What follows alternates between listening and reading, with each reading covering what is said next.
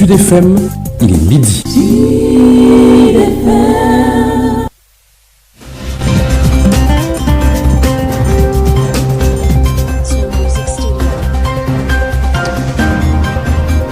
« 94.6 Kaolack, 12h dans nos studios ici à Dakar, sur l'ensemble du réseau synchronisé de Sen Radio. À la une de cette édition, drame Kaolack, un maçon meurt, un autre évacué à l'hôpital, un échafaudage a cédé au quartier Kaznak. Les précisions de Mamadou Camara à suivre dans cette édition d'information. Vaccin contre la Covid-19, 200 000 doses réceptionnées hier, un peu moins de 7 millions attendus dans les prochaines semaines. Les personnes ciblées recevront les premières injections fin février. Les autorités sanitaires s'activent. Un plan de communication sera mis en branle pour dissiper les craintes. Tous les acteurs vont être mobilisés pour une bonne campagne de sensibilisation afin que les Sénégalais acceptent le vaccin anti-Covid, le virus justement qui poursuit sa progression. 12 décès et 328 nouvelles infections ont été recensées par le ministère de la Santé et de l'Action sociale. Toujours dans ce chapitre, réapparition de la maladie à virus Ebola en Guinée. Ziguinchor sonne l'alerte et se barricade. Une batterie de mesures ont été prises par les autorités pour éviter que la région ne soit la porte d'entrée de la maladie. Dakar et une bonne partie du territoire toujours sous un nuage de poussière. L'alerte est maintenue des activités économiques impactées. Les lavandières dans des difficultés. Le président de la plateforme pour l'environnement et la réappropriation du littoral souhaite la fermeture des écoles pour sauver les enfants. Mokhtar Ba, président de Perle, à suivre dans cette édition d'information. Autre point de l'actualité, affaire Ousmane Sonko, le député visé par une plainte pour viol et menace de mort. La commission ad hoc se réunit demain. Le professeur Ngouda Mboup décèle une cacophonie dans la procédure et parle de tournoi décisif de la démocratie sénégalaise. L'enseignant-chercheur en droit constitutionnel, vous l'entendrez, il sera l'invité de ce 12h sur l'international en République démocratique du Congo. 2 militants des droits de l'homme tués, l'un des présumés assassins arrêté à Lumumbashi. La page sport et la revue de la presse complètent cette édition d'information mise en onde aujourd'hui par Alun Badra Sosé. Les détails ici après ceci.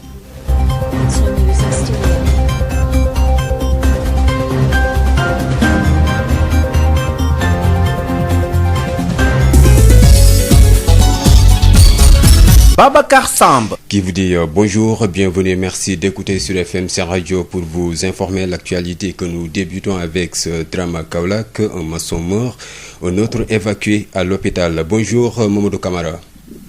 Bonjour Babacar Samb. Voilà, c'est un échafaudage qui a cédé au quartier Kaznak. Voilà, justement, nous sommes présentement sur les lieux, c'est juste au quartier Kaznak, c'est un échafaudage qui a cédé, un chantier qui est en cours, un chantier en construction, R+4, en tout cas c'est ce qu'on a vu, le chantier est toujours en cours. Alors 2 maçons sont tombés, donc l'échafaudage a cédé, 2 maçons sont tombés, et bilan finalement nommé Pateso, qui est maçon âgé de 23 ans, est mort sur le coup. Il vient d'être évacué tout à l'heure par l'ambulance de l'hôpital régional El Hadji Ibrahima Niass de Kaolack, par les biais même des sapeurs-pompiers. Le second, il s'agit bien sûr de Hassan Kebe, il est âgé de 23 ans. Lui, il est dans un état très critique. Il a été d'ailleurs évacué d'urgence au centre hospitalier régional El Hadji Ibrahima Niass de Kaolack. Ce qui remet sur la question la problématique des chantiers en construction, des échafaudages suites ou bien qui sont faites de n'importe comment en tout cas. Et nous pensons également que les autorités devraient prendre toutes les dispositions nécessaires pour revoir les chantiers qui sont en construction, notamment les mesures sur la protection effectivement des ouvriers, des équipements en tout cas de protection individuelle, à savoir les gants, les casques, etc. C'est ce qu'on peut retenir pour le moment. Mais retenons tout simplement que l'échafaudage d'un chantier a cédé ici à Kaznak Kaolack, un chantier R+4, en tout cas qui est toujours en construction. Un certain Pateso, maçon de son état, est mort sur le coup. Il était âgé de 23 ans. Il vient d'être évacué tout à l'heure au centre à la morgue du centre hospitalier régional El Hadji Ibrahima Niass. Le second, il s'agit de Hassan Kebe. Lui, il est âgé de 22 ans. Il est également évacué d'urgence il est dans un état critique. C'est Mamadou Camara qui vous a parlé depuis Casamance pour Sud FM et nous y reviendrons dans nos prochaines éditions.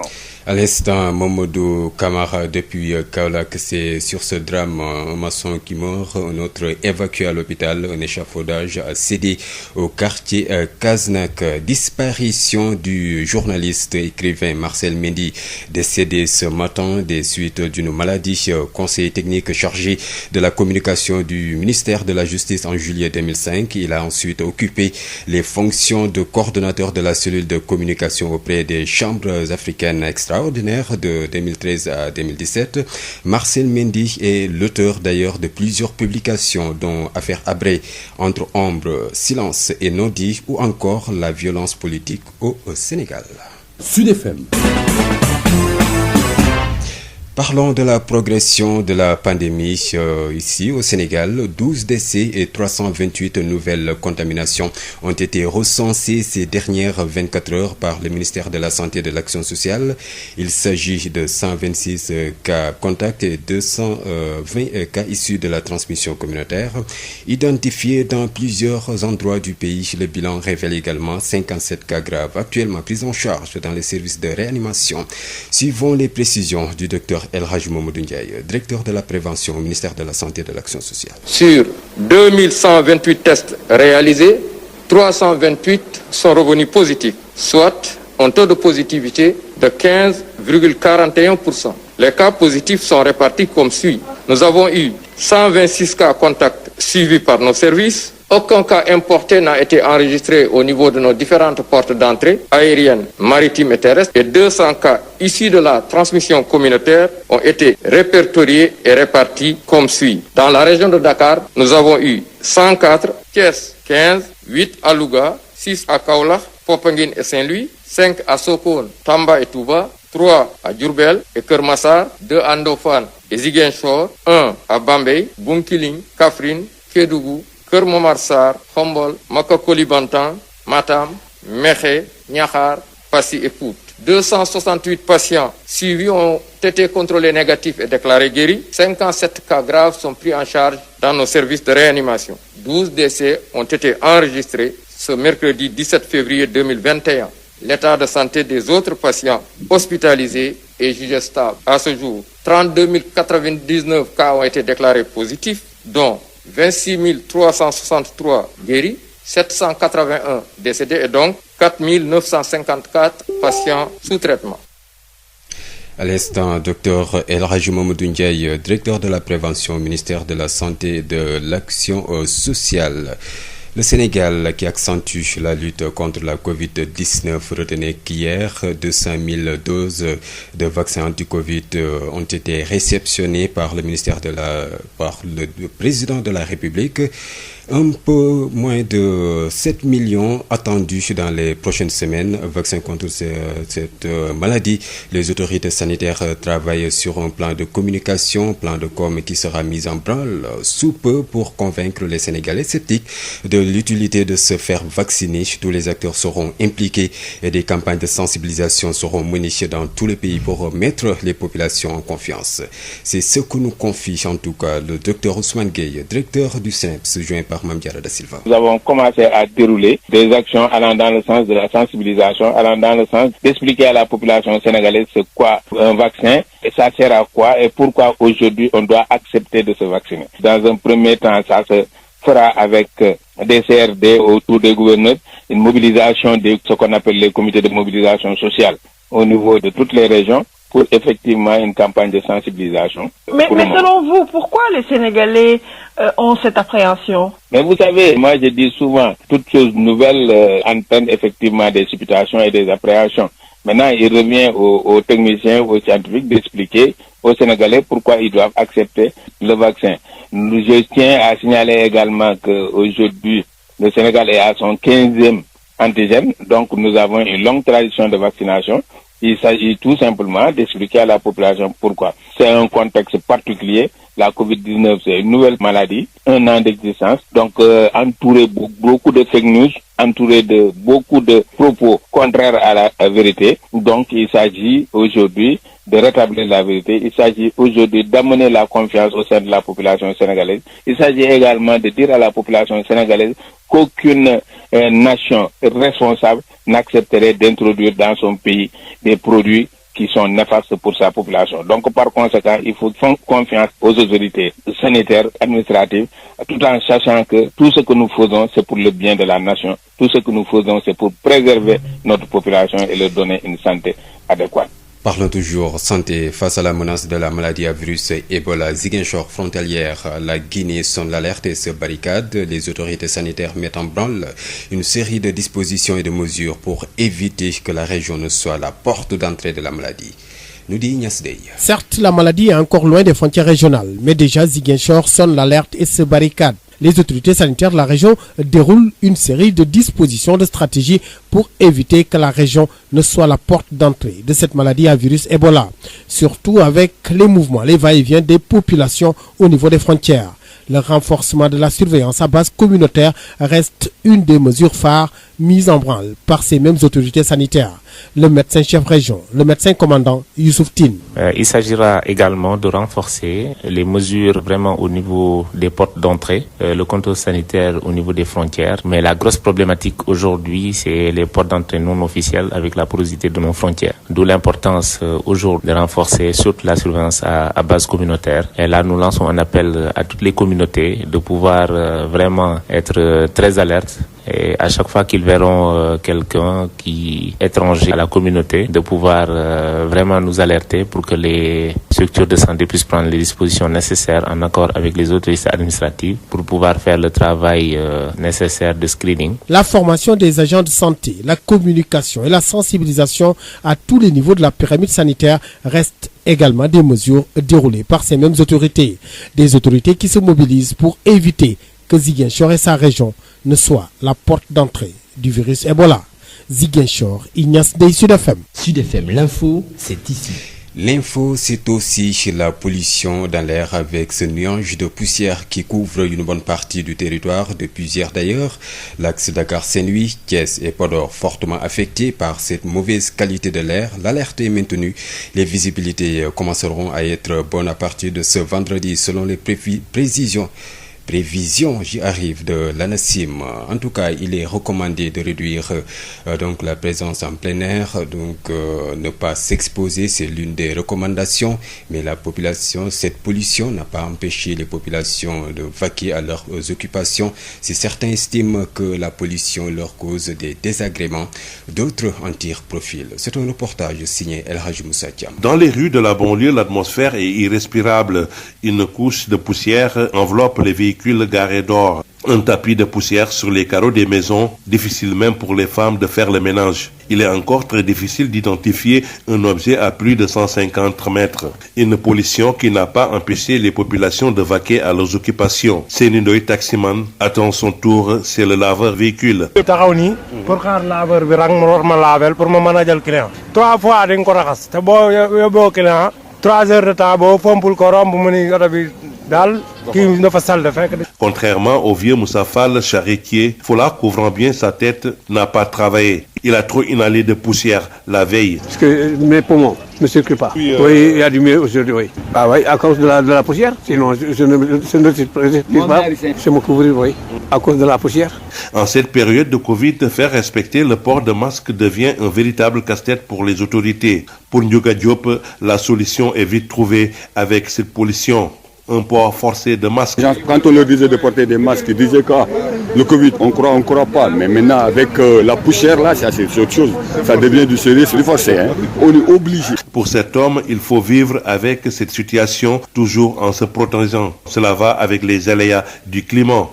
C'est un peu difficile, mais on est en train de gérer. On va faire avec. Ça sert à me protéger, contre la poussière. Et en même temps contre le Covid. En même temps contre le Covid, oui.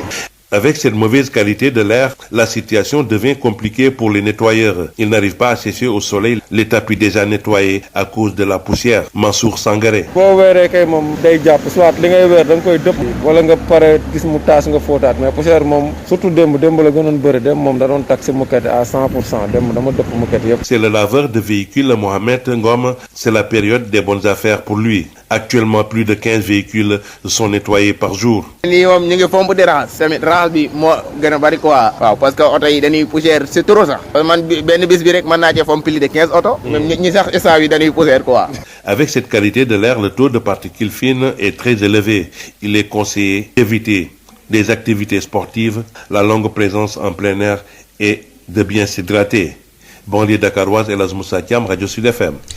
El Hadj Moussa Thiam, les activités économiques très affectées donc par cette couche poussiéreuse, une vague de poussière qui secoue Dakar et une bonne partie du pays avec ses conséquences sur la santé bien sûr. Pour Mokhtar Ba, président de la plateforme pour l'environnement et la réappropriation du littoral, les écoles devraient être fermées pour 2 jours au moins afin de mieux protéger les enfants. Mokhtar Ba, joint par El Hadj Malick Ndiaye. Cette poussière-là nous vient de l'extérieur en grande partie, mais vient se mélanger à nos problèmes de pollution de l'air interne. Maintenant, que peut-on faire? Déjà, au niveau gouvernemental, le ministère de l'Environnement est impliqué, parce que c'est eux qui ont les informations. Le ministère de la Santé, parce que c'est un problème sanitaire aujourd'hui, public. Le ministère de l'Éducation nationale, donc qui touche effectivement les enfants. Et puis, le ministère même des Transports, parce que la visibilité, elle est réduite. Donc, aujourd'hui, concernant les élèves, personnellement, j'aurais fermé les écoles sur 2 jours parce que le problème de l'exposition est la suivante. Si les élèves sont obligés de courir, ce sont des jeunes, pour aller à l'école, pour en sortir, dans les cours, donc il va falloir accroître la surveillance sur les gosses. Donc c'est un peu plus compliqué. Alors, si vous les maintenez en salle de classe, fermée, vous avez l'exposition au Covid, puisque vous n'avez pas de salle ventilée. Et donc, du coup, ils sont plus exposés en étant confinés ensemble. Comme ça, à mon avis, le risque est trop grand pour les laisser que sur 2 jours, où ils resteraient chez eux. Et je crois que là, on aurait plus de... C'est plus urgent, quoi. Voilà, à l'instant, donc, Mokhtar Ba, président de Rappel. Et puis, nous allons parler toujours de cette couche poussiéreuse et les activités économiques qui sont fortement affectées. Les lavandières dans le désarroi au moment où les laveurs de voitures ont vu leur travail se multiplier avec un nettoiement sans cesse. Reportage Josette Kali. Entre une clientèle réduite et une journée sans travail, les lavandières traversent des moments difficiles et conséquence, plusieurs d'entre elles se tournent les pouces. Il faut dire que notre travail est au ralenti en ce moment. Depuis hier, on est presque au chômage, on peut le dire. Il y a même des dames qui nous ont demandé de revenir un autre jour car la poussière les indispose. Franchement, cette répercute négativement sur notre travail. Des difficultés auxquelles s'ajoute le problème du séchage des habits et des besoins en eau qui ont multiplié. Notre plus gros souci est relatif au séchage. Avec cette poussière, on est obligé de répondre par 2 fois. Conséquence, on utilise beaucoup plus d'eau. Vous voyez, j'ai déjà épuisé 6 bidons. Il ne me reste plus que cela. Même difficulté pour les laveurs de voitures qui, après lavage, sont obligés de nettoyer à plusieurs reprises les mêmes véhicules. Avec cette poussière, notre travail nous prend beaucoup plus de temps. On est obligé de nettoyer 2 fois ou plus les mêmes voitures. Souvent, les clients nous reprochent de ne pas bien nettoyer leur véhicule alors que ce n'est pas le cas. Pour les services de ce jour, Adja et Abi ont reçu des habits qu'elles avaient l'habitude de laver en petite quantité. Je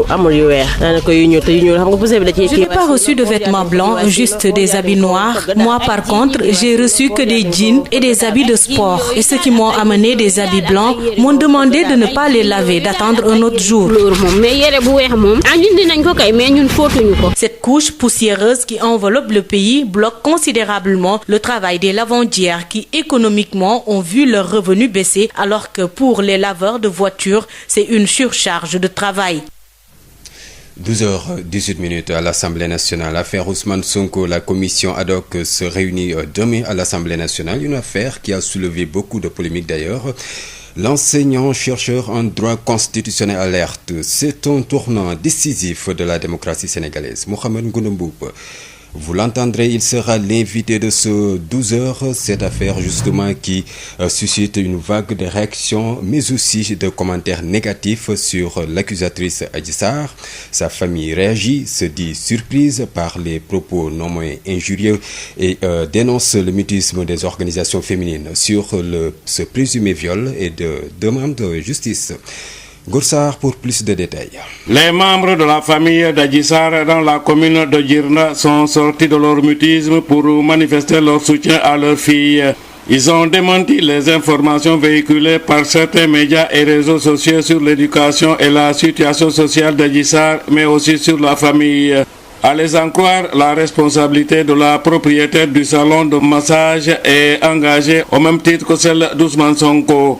La famille déplore même le mutisme des organisations féminines sur ce viol présumé. Abdouhat Sarr, chef de village de Djirna, oncle paternel d'Adji Sarr. Cette famille demande à la population d'éviter ce qu'elle qualifie de débat de couloir et laisser l'affaire entre les mains de la justice. Ibrahim Machor, oncle d'Adji Sarr. Il faut qu'on essaye quand même d'éviter les débats de couloir. Il ne faut pas blesser les gens verbalement ou bien physiquement. Tout ce qui se dit depuis le début ne peut pas être résumé dans les 20 ans qu'a vécu Adji. Sonko ne devrait pas aller dans ce genre d'endroit. Il l'a fait, il est accusé, donc laissons la justice faire son travail. Cette fille a perdu son père et c'est sa grand-mère qui avait en charge son éducation à Maya où elle a fait ses premiers pas à l'école à l'âge de 7 ans. Après ses études primaires, cap sur le collège de Djirna où elle a abandonné les études 3 ans après pour aller à Dakar.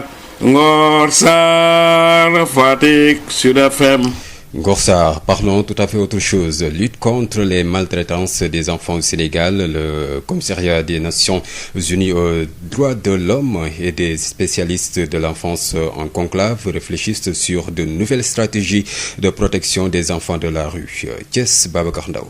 Une dizaine d'experts, tous spécialistes des droits de l'enfant, réunis à Thiès, objectif trouver des solutions aux enfants à risque exposés dans les rues. Aminata Kébé, spécialiste des droits de l'homme au commissariat des Nations Unies aux droits de l'homme, bureau régional pour l'Afrique de l'Ouest. Tous les acteurs clés, même au niveau du ministère de l'Intérieur, tous ces acteurs-là font partie de ce comité de pilotage. Maintenant, l'idée c'est de venir avec ce qui est fait ou ce qui est en train d'être fait. Nous apportons notre appui, aussi bien technique que financier, parce qu'au niveau des Nations Unies, nous sommes l'organe chargé de veiller sur les droits humains, d'appuyer les gouvernements. Au Sénégal, on le sait, on le voit tous, que les droits des enfants, notamment les enfants talibés ou les enfants de la rue, leurs droits ne sont pas respectés. Une énième rencontre sur la problématique de la protection des enfants de la rue. À quelle responsabilité pour l'État du Sénégal? Tentative de réponse de Aminata Kébé. C'est un problème très complexe. C'est un problème à plusieurs enjeux, juridiques, social, économiques, tout ce que tu veux. Et donc, on est dans un environnement très complexe, comme vous le savez, avec des réalités socio-culturelles qui ont été dévoyées. Parce que quand on nous dit que la mendicité, c'est notre réalité socio-culturelle, ça a été dévoyé. Et donc, ça, c'est devenu de l'exploitation. Maintenant, comment faire pour sensibiliser les décideurs? Le gouvernement a mis en place une stratégie de protection de l'enfance qui est actuellement en train d'être évaluée. Il y a des lois qui ont été prises. Parfois, vous avez vu tout récemment des procès qui ont eu lieu et qui ont condamné des maîtres coraniques. On ne peut pas dire que l'État ne fait pas des efforts ou ne pose pas des actes. Mais il faudrait reconnaître également que ça reste. Il faudrait vraiment une forte volonté politique pour faire face à ces soi-disant maîtres coraniques qui sont là, qui exploitent les enfants, qui n'ont rien à voir avec les vrais maîtres coraniques. Les recommandations fortes attendues au deuxième jour de la rencontre de Thiès. Babacar Ndao, Thiès sur FM. Sud International. Qui nous mène en République démocratique du Congo. Jacques Mugabo, l'un des assassins présumés de Floribert Chebeya et Fidèle Bazenan, a été arrêté à Lumumbashi. Il a été transféré ce mardi à Kinshasa et placé entre les mains de l'auditorat militaire. Il a été recherché par la justice depuis longtemps, condamné par contumace. Il était cité par les deux témoins de RFI comme l'un des meneurs du commando chargé d'assassiner les deux militants des droits de l'homme. Et puis en Libye, donc la population de Tripoli fête la révolution et fustige le maréchal Haftar.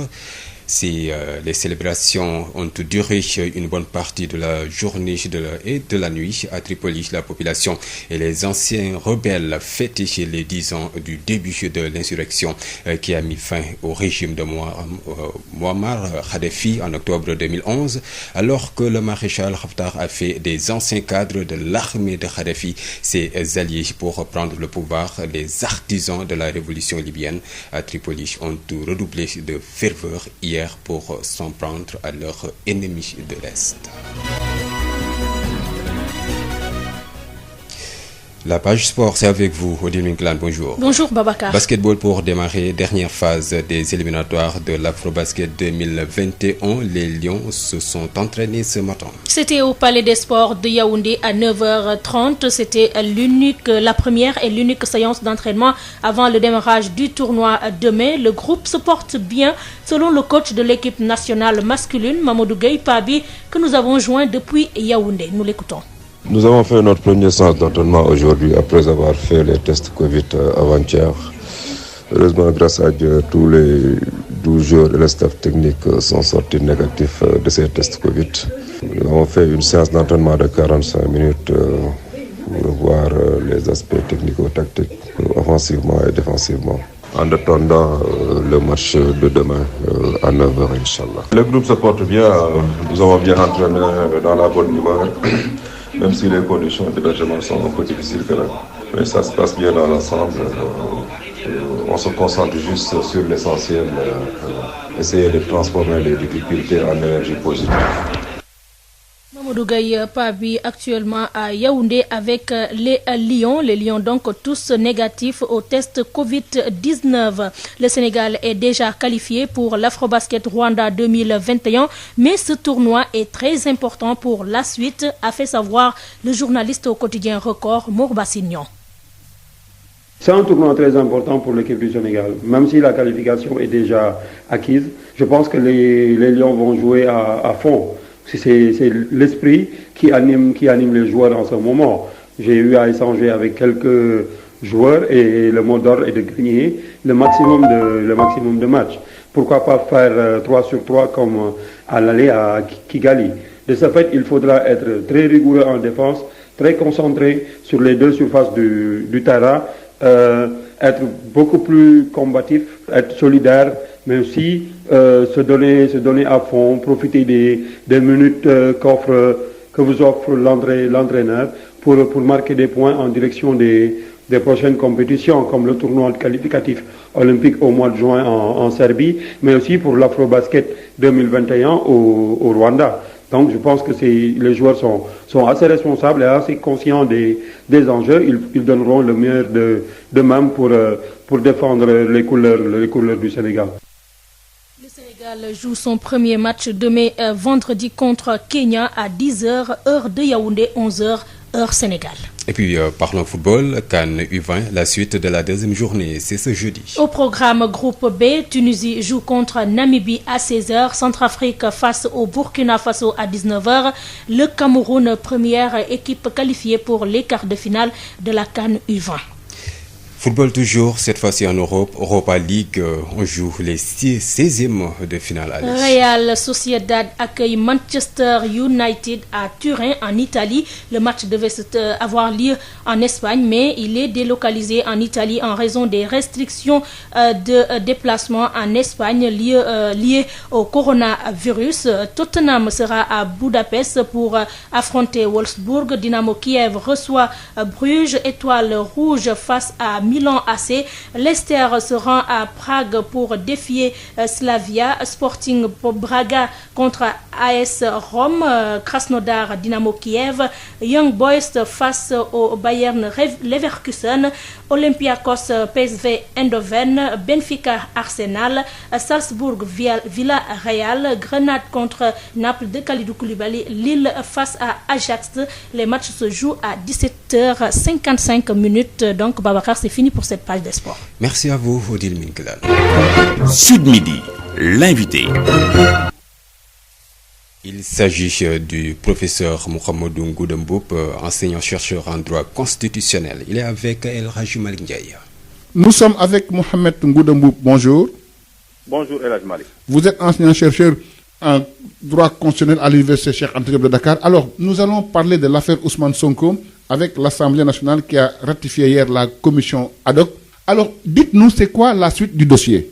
Alors la suite, elle est très simple, c'est qu'en réalité la commission va continuer son travail, elle commence à faire son travail parce qu'elle est désignée pour ça. Parce qu'en réalité nous sommes dans l'autonomie organisationnelle et fonctionnelle d'un pouvoir public constitutionnel qui doit être l'Assemblée nationale. Alors donc ce sont des mesures d'ordre intérieur qui vont être prises, qui ne concernent que l'Assemblée nationale. Je rappelle que même ce ne sont pas des actes justiciables, parce que quand l'Assemblée décidera, elle va décider souverainement. Alors donc la commission va travailler, elle va donc commencer à auditionner des personnes concernées, et notamment donc le député Ousmane Sonko sera convoqué par la commission et que donc la commission mais le député Ousmane Sonko n'est pas tenu aussi d'y aller. S'il veut aussi donc il peut déléguer une personne, notamment donc un collègue député qui pourrait donc le représenter. Et l'autre chose c'est que donc la commission va faire un rapport et son rapport de travail donc sera destiné donc au bureau de l'Assemblée nationale et c'est par la suite donc il sera destiné donc à la plénière pour que donc l'Assemblée puisse statuer, soit on lève l'immunité parlementaire ou bien soit l'Assemblée nationale peut rejeter donc la demande de l'immunité parlementaire. Voilà donc comment doit se dérouler donc cet itinéraire qu'on appelle la procédure de levée d'immunité parlementaire. Justement, est-ce que jusqu'ici la procédure est respectée? Alors, je peux dire qu'en réalité, d'après ce qui m'est revenu et d'après ce que j'ai pu voir, j'ai été donc minutieusement dans les textes et dans ce qui était en train d'être fait pour regarder. Mais globalement, donc il y a des éléments satisfaisants. Toutefois, il y avait donc en réalité donc comment a été donc formulée la saisine, parce que c'est important, parce que la saisine quand même doit être claire, précise et nette pour pouvoir permettre à l'Assemblée nationale de faire son. En réalité, l'Assemblée est composée de 165 députés et chaque député donc qui est concerné pour une affaire judiciaire doit être nommément cité. Et maintenant donc s'il est donc constaté que quand même donc la justice ou bien on n'a pas quand même demandé la levée d'immunité parlementaire, n'est-ce pas, d'un député, cela s'apparente tout simplement en réalité donc à un défaut d'information et que du coup l'Assemblée nationale soit doit demander ou bien devait demander un complément d'information ou bien l'Assemblée nationale pouvait tout simplement dire qu'en réalité le dossier n'est pas complet. Et en tout état de cause, si par exemple ce dossier maintenant est sur la table de l'Assemblée nationale et que le garde des Sceaux lui-même donc désigne même, n'est-ce pas, Ousmane Sonko, il aurait fallu quand même que, en réalité, certaines personnes donc puissent avoir accès à certains éléments et notamment donc la personne désignée pour défendre Ousmane Sonko pour pouvoir donc savoir donc ce qu'on lui reproche. Parce qu'en réalité, la demande de levée d'immunité parlementaire obéit à des critères et notamment le caractère loyal, sérieux, surtout ces deux éléments plus un autre élément. Cela signifie tout simplement qu'en réalité, aujourd'hui, donc nous sommes dans l'expectative. Et je pense que ce ne sont pas donc les paroles, n'est-ce pas, des personnes en dehors de l'hémicycle, mais ce sont les députés eux-mêmes donc qui l'ont dit. Même si la majorité a dit le contraire, mais actuellement je pense qu'il y a une certaine cacophonie, il y a un imbroglio total autour de cette affaire. Et je me dis tout simplement, c'est pas encore clair. Pourquoi c'est pas encore clair? Parce qu'en réalité, il y a ce qu'on ne nous dit pas, c'est-à-dire tout simplement la saisine, n'est-ce pas, du juge d'instruction par le procureur. Moi je pense qu'elle a été très brève, a été très anticipée. Et c'est ce qui corrobore aujourd'hui donc cette situation. Mais en tout état de cause, je pense que donc l'Assemblée décide souverainement et si une commission elle est donc mise en place, si elle est donc adoptée, je pense que la procédure va continuer son cours. Alors aujourd'hui, qu'est-ce qu'il faut faire pour éviter cette cacophonie? Alors, ce qu'il faut faire, c'est deux choses. D'abord, l'Assemblée nationale est tenue de respecter les droits de la défense dans cette affaire. Et que parce que c'est un principe à valeur constitutionnelle. Donc, le respect des droits de la défense, quand même, doit donc être observé à toutes les étapes de la procédure. Y compris donc la possibilité accordée aux députés concernés, donc de pouvoir se défendre, soit par lui-même ou bien par une personne de son choix, notamment un député collègue. Mais au-delà de ça, je pense que l'Assemblée nationale doit pouvoir quand même donc démontrer quand même que c'est la caisse de résonance de la volonté nationale. Et que ce que lui donne la Constitution et le règlement intérieur, c'est qu'en réalité, dans son organisation, il ne doit pas y avoir, ou bien dans son fonctionnement, il ne doit pas y avoir d'interférence, ni du pouvoir exécutif, encore moins du pouvoir judiciaire. Et que l'Assemblée nationale statue souverainement, et que si l'Assemblée décide que, quand même, il y a matière à lever l'immunité parlementaire, l'Assemblée le décide souverainement, mais si l'Assemblée aussi décide que, quand même, donc voilà, le dossier n'a pas été très suffisant, l'Assemblée nationale peut même rejeter la demande de levée de l'immunité parlementaire sans même la motiver.